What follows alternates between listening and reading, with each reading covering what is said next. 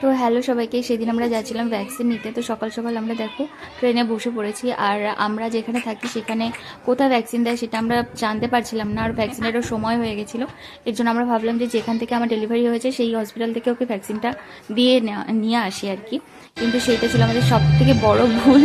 এতগুলো টাকা নিয়ে নিয়েছিল, মানে কি বলবো, প্রাইভেটে ভ্যাকসিন নিতে গিয়ে।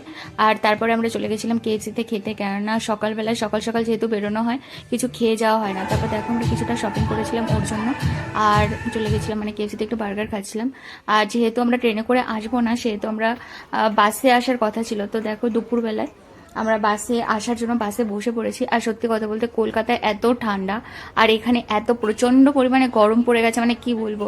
আমাদের এত গরম লাগছিল বাসের মধ্যে বসে, মানে কি বলবো, এখানকার রোদ যেন গায়ে একদম সেই তীরের মতো এসে লাগে।